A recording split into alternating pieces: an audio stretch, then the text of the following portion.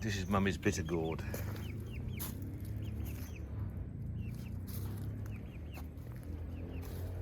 She was talking about.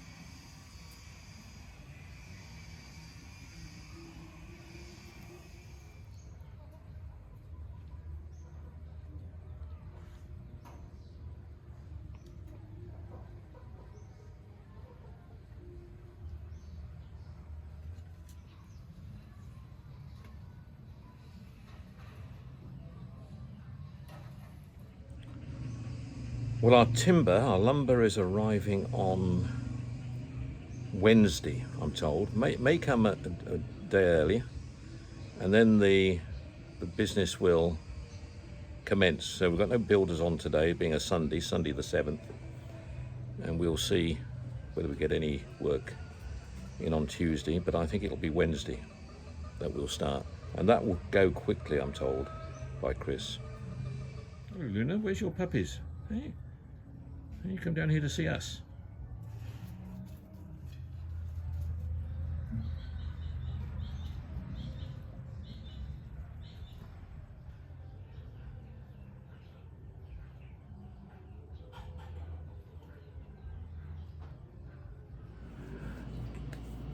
Coming to the Philippines, you have great opportunities here to have a really good life, particularly if you're coming here retired. You're coming here with a view to spending your remaining chapter or chapters just enjoying good food, fresh air, sunshine, and getting into that process of slowing down and enjoying those remaining years, as it were.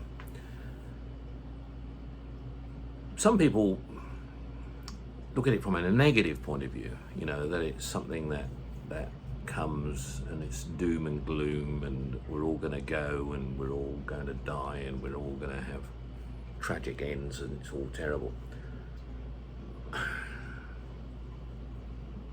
No, I don't believe in that at all. You die. The time to say, look, when you reach a certain age, it's inevitable. You're going to reach a point in time when you're going to pass away, okay? If you make it to 60 or 65, first of all, well done. You can't say how long you're going to live after 65. You may live to 75, you may live to 85, you may live to 95. There's three potential opportunities. What you've got to do is live those years with quality and with a purpose. As I've always said in many of my videos, about retiring is about changing your approach in life, but don't lose that purpose in life. Don't lose that purpose of getting up in the morning and doing things you've got to do, whether it's keeping chickens, walking dogs, doing carpentry, handiwork, building something, creating something, doing a YouTube video, whatever you're doing. Have activities that fulfill your day. You can only do so much touring. It doesn't matter how wealthy you are. Touring comes to an end eventually where you get bored with it. You get tired of it. Some people, they spend their whole life in a job working in four walls, and they just want to get out and tour when they get to that age of 65, 70. That's fine.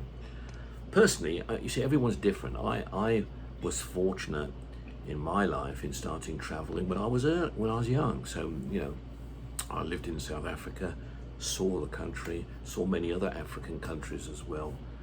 And from that area, I saw other parts of the world, saw Eastern Europe, spent a lot of time working in the Middle East as well, and then spending a lot of time working in the Far East. So my life was all about travel to a large degree. In fact, when I was in the Middle East, one of the companies I was involved in was a travel company. You know, it was a travel company. So travel was part of the process of the business we were operating in, or one of the businesses we were operating. So yeah, when I retired, the objective for me was not to do too much traveling. Yes, I wanted to see a few places, which I've got plans to do, but I wanted to really find new activities, new things to do, new boundaries, new things to challenge me, and that I've done successfully, because I'm taking care of chickens, probably badly, and I'm growing fruit and vegetables, and I'm living in a country environment and thoroughly enjoying the lifestyle. I mean, I'm getting up earlier than I used to when I was working full time in the city lifestyles. I'm going to bed later even, but I'm sleeping well. I'm enjoying my days fully. I'm eating well, sleeping well, and enjoying my day full of activities well. So, am I ready to pop off? Well, I don't feel ready to pop off, but you know, I accept the fact it could happen at any time, and you know, so one's always got to be geared and ready for that at any time. But if it happened, it wouldn't be a tragedy in my view, because when I'm 70, and you know, when you reach 70, you say, okay, what next? What next? You're planning for that future. So, but those years come very quickly. So if you're in your 60s already, or in your 50s, it's only a short matter of time, and you'll be in your 70s if you're lucky. And how you fulfill that time is quite key, quite important. How you make things work for you, how you make things work for your family around you, how you provide, how you continue to provide. And I think that's what I like doing. I enjoy that process. I enjoy that process of working and providing, which is what I do. One of the reasons why I do what I do with my online English business lessons is because I enjoy doing it. If I didn't enjoy it, I would stop it. I do it because I like the interaction, I like the experience, and I do it for that reason. Great, I get paid something for it as well. Not a lot, but I get paid something for it, so it covers. And over here, that means a lot.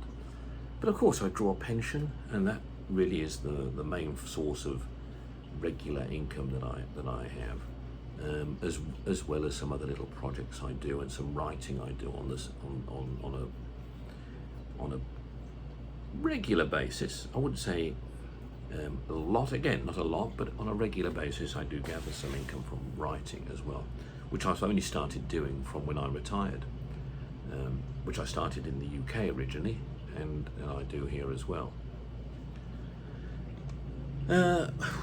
What would I say about retiring here in the Philippines is, well, you've got to like the Philippines first and foremost. There's no point coming here if you don't like it. You can't come here because someone else likes it. You've got to come here and like it yourself. So you've got to come here and test the water. You've got to see what it's like. You've got to get a sense of feeling for the place so you can adjust to it. Because it won't adjust to you, you have to adjust to it. I mean, that's how it works. And that's why many people come here and, I guess, get a little bit disappointed with it. So you've got to come here and say, you know, is this for me? Really? And what my videos I try and do is just show it simplicity in its entirety. Because to me, that's what it is. It's much more simple way of living than you have in where I've been living in the past. and I love it. To me, it's the golden handshake. Living this type of lifestyle for me. There are lots of things that are nowhere near as efficient here, sure, as they are in the West, and I accept that. That's fine. I accept them. I accept the fact that medical here is not as efficient, not as good. I accept the fact that things don't move fast and efficient. I accept that. I can go on. That there are strange things happen, but I love I love the environment. I love the country. I love the fact that how people band together and work. I love the fact sometimes people argue with each other. I get up and I smell the earth. I smell the earth, and that's what I would miss. That's what I would miss. The fact that I see hardships at times, hardships with animals, hardships with people, but that's part of the dynamics of living in the Philippines. Where I can, I'd help. When I can and where I can, I help. Where I can and can't, I can't. But that's the life that we have here. This is a country that I think is just full of things, full of passion, full of things that make life, for me, interesting. It has its challenges, and that's fine. But I enjoy those challenges. I compare this country with my life in South Africa, another country with challenges. Now, I would be in South Africa as much as I would be here. I'm here because Rich is here, and Rich's family are here. Rich has never been to South Africa. I said we must go sometime and appreciate it. Another dangerous, far more challenges than the Philippines, South Africa has. But I'd still live there. Why would I live there? Again, I love the smell of the earth. I love the fact there are things that go wrong, but I embrace those things. I embrace the fact that you have what you have in South Africa, but I love the fact, I love the country. I love the people in the country, black, white, coloured, Indian, as everyone's described. But I accept the fact that the issues in South Africa are very complex and looking out, that you can't explain them to the rest of the world very easily. But people seem to look at the racial factors only and think everybody hates everybody. No, they don't. Many people in South Africa get on very well with each other.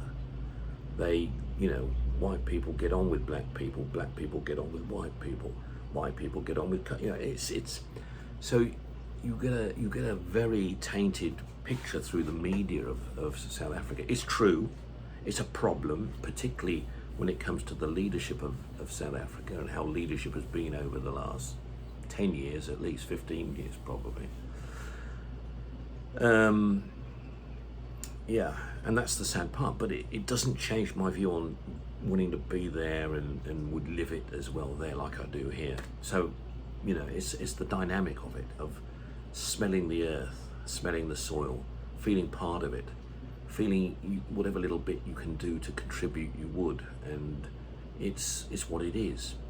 I feel far more at home living in the Philippines.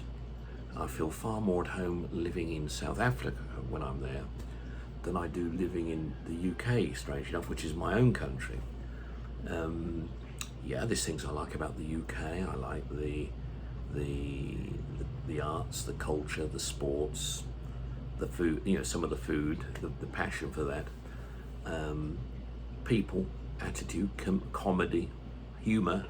I miss all of those things, but there is something sad in respect to the UK, and it's I don't enjoy the weather a lot. I mean, that's true. I think what I find in the UK, there's too much legislation and too much preventing me enjoying life there. Now, there's probably more legislation you could say here, because I can do less here as I'm not a Filipino. Richie can do everything, of course I can't. But I don't mind that, because she can do it. Now in South Africa I have the same problem, because there's a lot more things benefiting. When it comes to legislation, there are more benefits for black people than there are for white people these days. You know, as I said before, it's described as apartheid now in reverse to what it used to be. But that doesn't matter. I still like the smell of the earth. I still feel part of the country. I still feel part of the order. If I'm, you know, because I've been there a long time and I've seen it, experienced it over a long period of time. So I know how people feel.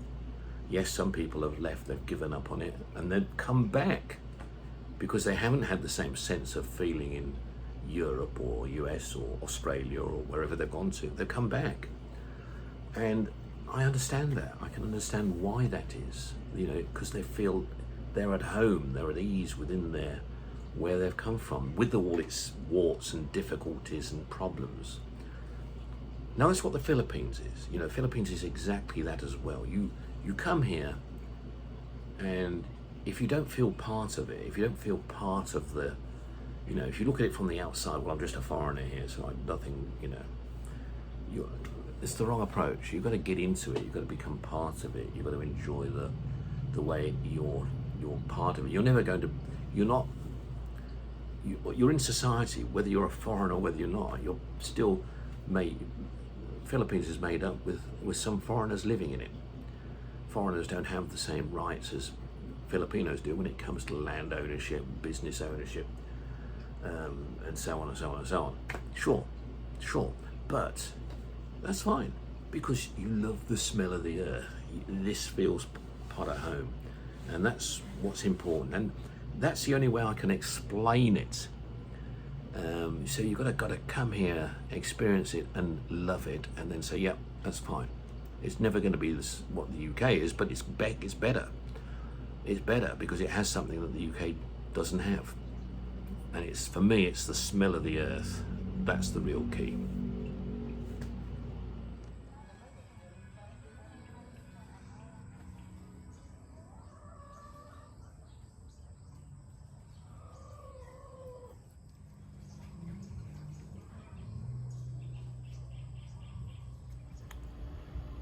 Well, here's lunch today. We're having pork pie with boiled egg, potatoes, and celery.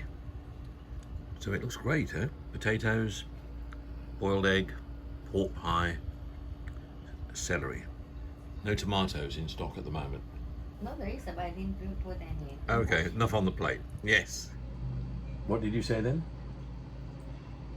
I said, I thought of tomatoes, but I forgot. Oh, right, Yeah, okay. so I didn't see.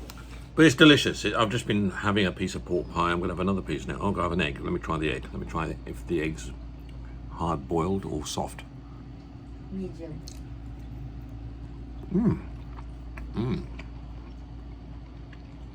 Lovely fresh egg. And the potatoes? I'm going to put a fork here to try the potato. Trying to do one-handed.